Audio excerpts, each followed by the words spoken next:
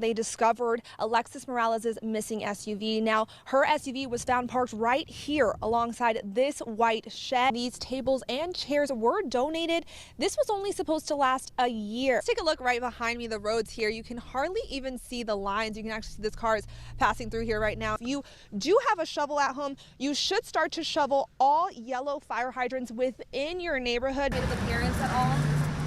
You want to say anything to the victim? Submerged underwater at this point. It's grown significantly since I first got here just hours ago. You can do something as simply as flashing your light at them. Masking up has been a divisive issue all across Michiana since the start of this school year. Here at Tech, they use horses like Winston right here, whoa, to help teach kids with disabilities how to maneuver their everyday life. Paper tickets are now a thing of the past. This season, all you'll need is one of these. Good morning, I'm Samantha Johns. Thanks for joining us this Sunday morning. We'll get to all those stories in just a bit, but first, your forecast. Sign at Dollar Tree in Bremen is going viral. You can see it right here on the screen behind me. The author saying they were only looking to hire baby boomers and not Gen Zs after 2 young female cashiers quit because they were told their boyfriends couldn't be there with them at work. And new this morning, a travel boom. Memorial Day weekend is here and the roads are expected to be busier than usual. Our ABC 57's Myra Franco gives you some tips if you're heading out the door this morning. Good morning, Myra. House Bill 1134 now requires the Indiana Department of Education to research and report the number of school advisory committees currently in existence throughout the state. 2022 began very similarly to where we left off in 2021, asserting web slinging soaring above the competition.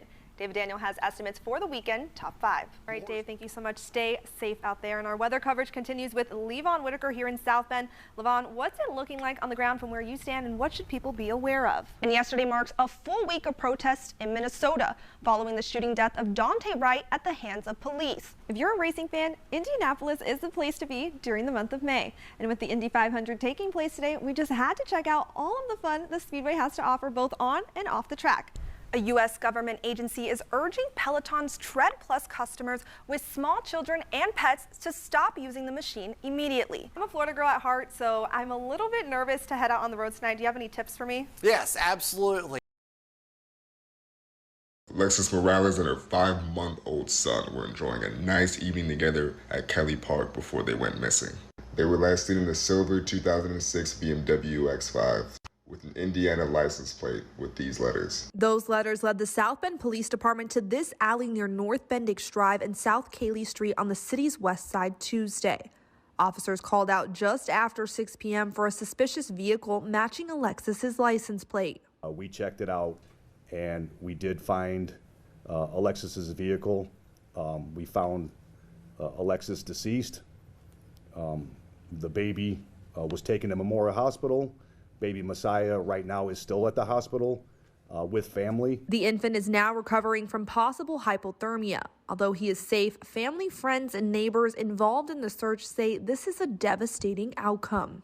We felt helpless just sitting here, and people heal at their own rate. And so whatever they need from us, that's what we're going to do. The pair's disappearance has sparked a large social media following, with many questioning why it took several days for a silver alert to be declared. Lieutenant Kayla Miller says specific criteria needed to be met before Indiana State Police could finally issue the advisory on Monday. Whether that be medical condition, foul play, concerns, again, for that well-being and safety. There's times where requests can be sent to Indiana State Police for a silver alert to be issued and it be denied. Further information has to be obtained to further develop and provide that concern for well-being and safety. It's unclear if ISP denied the initial request, but SBPD says it got involved the same day the alert was issued. Officers are still working to find out how long Alexis and Messiah were in the car, but confirm no one alerted them about the vehicle until Tuesday. When people say, oh, we called the police and they didn't do anything, that is absolutely not true. We called in before and the police didn't even come out. That is not true. Absolutely not true. You see them blocking traffic, honking loudly, and taking over green spaces, all while leaving behind a foul-smelling mess. Canadian geese are the unwanted neighbors Elkhart residents never asked for. I was attacked by a goose last Saturday when I was walking along the riverbank. It's the third time I've had a run-in with this one goose. This time it actually dive-bombed me and hit me in the head. Flocking together, the geese have been a problem for years, prompting thousands of phone calls to the mayor's office. Hoping to keep the peace, the city is creating a Wildlife Coexistence Plan. It kicks off with educating residents through public forums, featuring speakers from the Environmental Center and DNR, like this one Tuesday night. There are all sorts of different, whether it's myths or ways to handle geese that have been passed down that maybe aren't effective, and some of those are actually not legal. Geese are state and federally protected and begin nesting between early March and late May.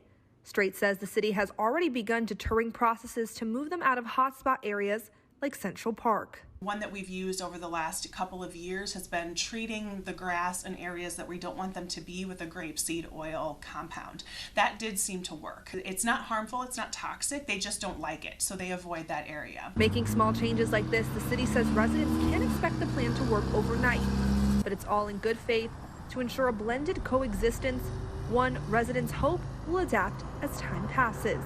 They're very smart. They're hard to continually keep off because they adapt and they learn what you're doing, and so you got to keep changing your methods. Living with disabilities is hard enough, and it's even harder for people in my position to make friends sometimes. So I thought he was my employee first, but I thought he was my friend. Cody Cole and his twin brother Colton might not look a lot alike, but they both share one thing: cerebral palsy. It's a challenge both face every day since birth. They've used caregivers their entire lives, but they never imagined one would harm them. That's until they met this man, Ashley Humphrey. You always try to think it won't, or put enough maybe shelter around them that it won't, but it did. Cody says it all started after Humphrey and him had a disagreement about a local high school football game. Tensions escalated, resulting in Humphrey kicking his bedroom door in, hitting his wheelchair with excessive force, and grabbing him by the neck. I was trying to punch his hand off my neck, but he was too strong, and he wouldn't budge. Like, even though I was punching pretty dang hard, like, it was still not enough to get him off me. The close-knit family found Humphrey through a referral from Forte Healthcare. He was an employee at this Plymouth location at the time of the September 2019 incident. I reached out to the facility to get their thoughts on the case, but they've gone unanswered. Cody's mother, who works in healthcare herself, says she trusted the company, and now she's even more cautious when hiring for her boys. He seemed okay to me at the time. It's troubling to me that maybe I missed something and maybe, should have known or could have known. Wednesday, a Marshall County judge found Humphrey guilty of 2 felonies: battery of a disabled person resulting in bodily injury and strangulation. There are claims Colton Cole called his brother Cody's testimony a lie, which he denies.